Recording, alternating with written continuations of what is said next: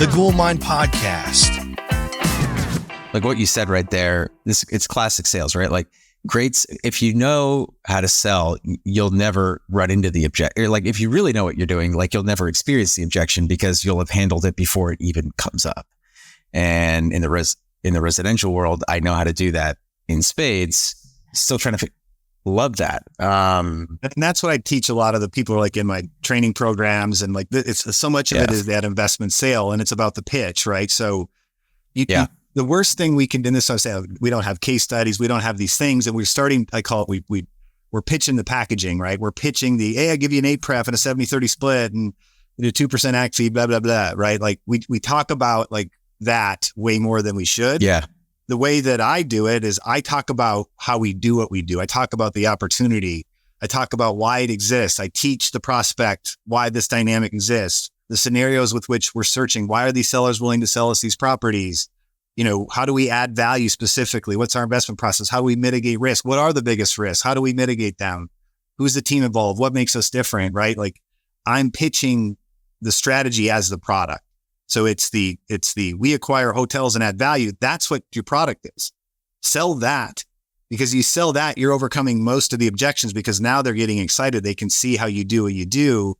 And then I pivot to, let me tell you how you can participate with us, but only after I've taught you all the things that we do and how we do what we do, why the opportunity exists to begin with. Then I'll tell you, well, here's how you can participate. And then those terms. And to your point, you've probably answered most of the questions. So the objections are far fewer than they would be otherwise. But yeah. And then the other thing too, is just knowing where you're weak. Like if you know they're going to come right after your track record, then yeah, you've got to be prepared to do things like I said, like just reframe the track record. Don't be dishonest, obviously, but just frame it so that it demonstrates your success. You know, that it demonstrates what you guys have done to achieve these results.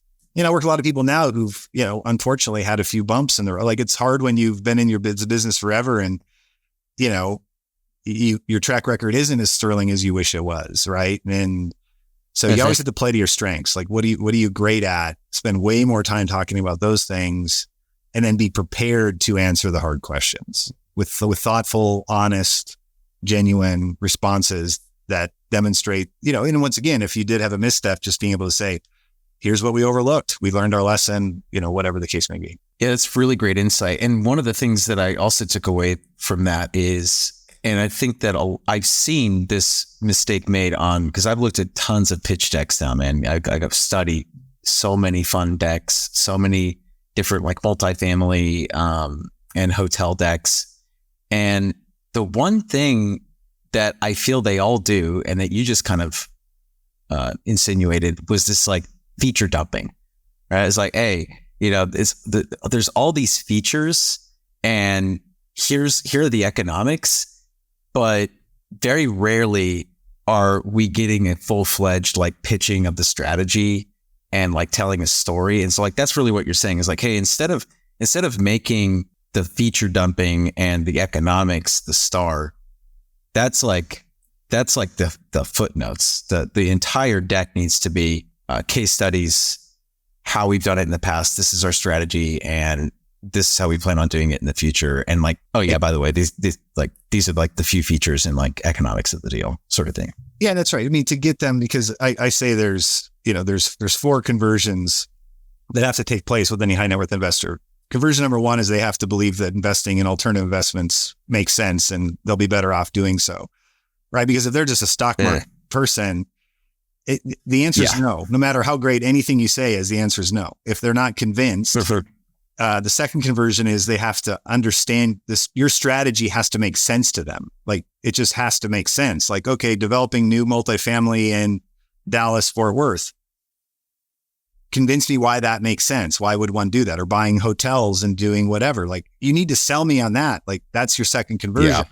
The third conversion is, well, now that I understand your strategy, I think it's a pretty good idea. You have to convince me that you're the right team. Like you have what it takes to execute that strategy. Right. And so it doesn't matter how great the deal is. Everyone's going to go back through that process. Okay. Yeah. I already believe in alts. I invested in a bunch of deals. I already understand the hotel game. But now I'm going to be like, are you guys any good at this? Like, can you articulate do you understand all the inherent risks? Do you understand, what makes you different, right? Like, that's what it all comes down to. And if you get those three conversions, the fourth conversion then becomes, can I trust you to be a good steward of my capital? And if they believe that, and you get those four conversions, whatever you're pitching, whether it's a fund or an individual deal or whatever, the chances of them saying yes then go through the roof.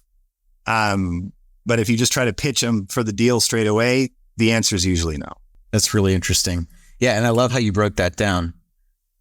You call those the four conversions? The four conversions of an LP? The four conversions. Right, yeah, that's like you have to convert. It's all about creating converts.